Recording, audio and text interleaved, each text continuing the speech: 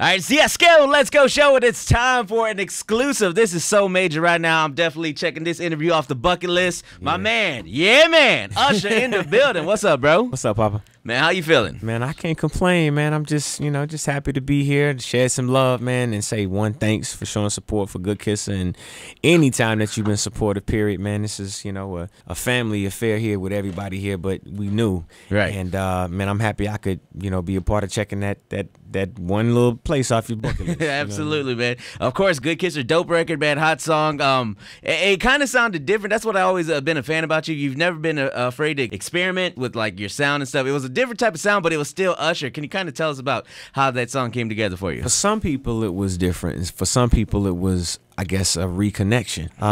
Given the fact that on my last couple of albums, or actually last two albums, I took a bit of a different approach.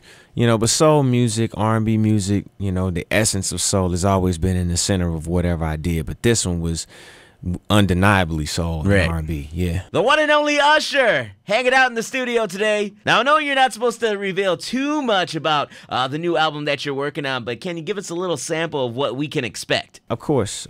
I mean, I'm always about variety. A single will never tell you what my full album has to offer. You got to get the album. And I'm not just saying that because I think you should buy it, but I'm telling you because I come from a time where you made an entire album. You didn't just make singles that just drove, commercial success and viability. It really was about a total experience. And you got the record, you got the album, you got the tour and the show. So it's all about that experience for me. Yeah. And have you decided on as far as like an album title yet or a release date? Yeah. I do have a date. It's September. Can't give you the exact date in September, but it is going to be in September this year. Absolutely. And then we're going to go on a big tour. Absolutely. Vintage Usher tour. There it is. Okay. I was wondering, when's the last time you tried to do the one handstand? Just yesterday. You did? I killed it. You hit it? I didn't kill myself. I killed it. I did it. I landed it. All right. I'm still practicing on mine, bro. I'm still practicing on mine. The Esko Let's Go show, the one and only Usher in the building. Now, for the first time ever, there is an Usher and Chris Brown collaboration. Chris Brown released his new song called New Flame, featuring you and Rick Ross. Now, how exactly did you guys get hooked up? Well, it's been a conversation between myself and Mark Pitts, RCA, for many years, having the ability to finally bring to fruition what he and I have been speaking about, and even me and Chris just finding the right song in the right time. It's a perfect timing right now. Yeah. His energy is great, mine is as well, and I think that it's time. As a veteran in the game, have you kind of mentored him a little bit, or have you given him advice, or has he came to you for any advice as far as, just Well, you know what, I will say this. In the beginning of his career, when he first signed, he came and consulted with me, asked questions. He wanted to know my opinion. He actually said something about it in a Vibe interview, and they talked about that. It was a part of his decision.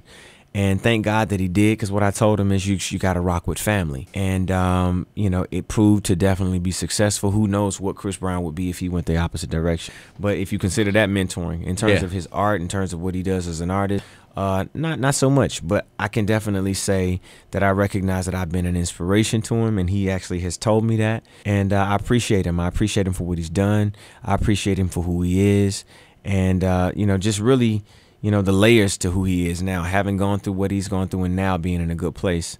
I'm happy for him. It's the Esko Let's Go show, the one and only Usher right here in the studio. Exclusive interview. You can only hear it on Pyro 106. All right, so let's talk about your protege, Justin Bieber. Yeah. You recently came out and, kind of spoke up for him a little bit, what he was going through as far as videos and stuff like that. I mean, is it kind of hard for you? Because, I mean, when you see people publicly bash him constantly and stuff like that, to not be like, yo, I mean, do you have that big brother kind of protection over him, or do you feel that way? Or I mean, I do, but I can only protect him as much as he'll protect himself. True. And in terms of dealing with that video, of course I was offended. Who wouldn't be as an African American or a black man?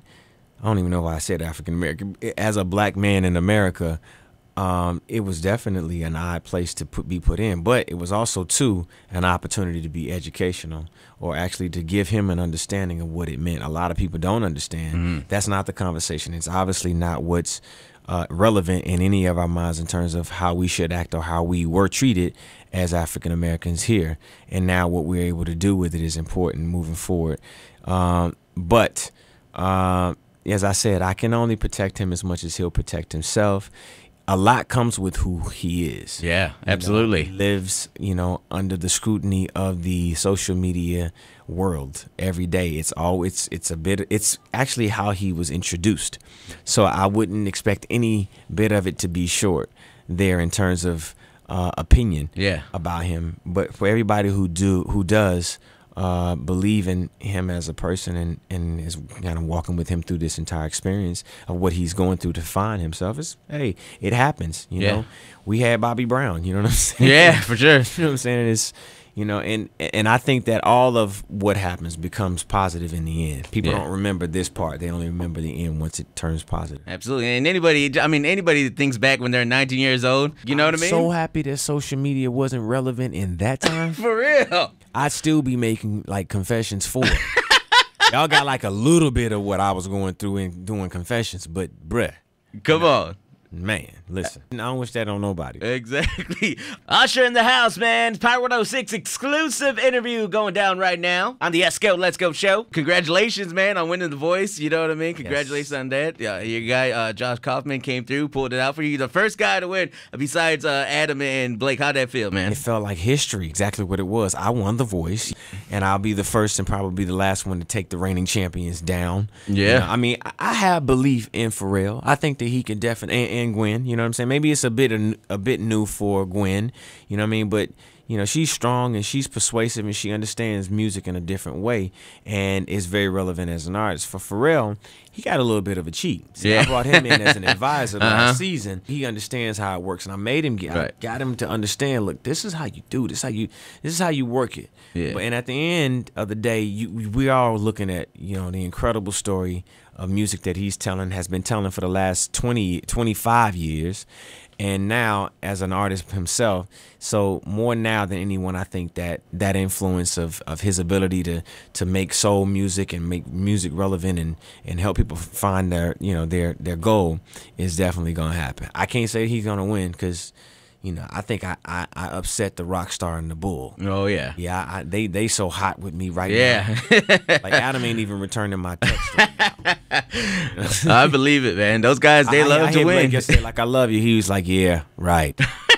Hey, and do you plan on to return in the future seasons? I know you're definitely gonna work on this album. It's probably a little too early for me to determine whether I'm gonna go back in that direction. But I am doing other aspects of acting. I'll be playing Sugar Ray Leonard in a film later this year. If it doesn't come out this year, it'll be out next. But the trailer for Hands of Stone should come this year. Right. I heard you have a sex scene in that too, huh? Yeah. Mm-hmm.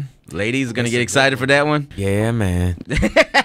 That's all you need to know. My man Usher, thank you for stopping by, man. Huge. Anything else you want to tell our listeners out here? For everybody listening right now, y'all follow me on How You See It, the letter U. I try to keep you in the loop of what's going on in my world on Instagram, Facebook as well. Man, just listen. Thank y'all so much for showing your support. Thank you for continuing to stay positive. You too, stay positive. I know it's a hard world out here. Life gets hard, but don't give up. Try to be positive out here if you can and stop the violence.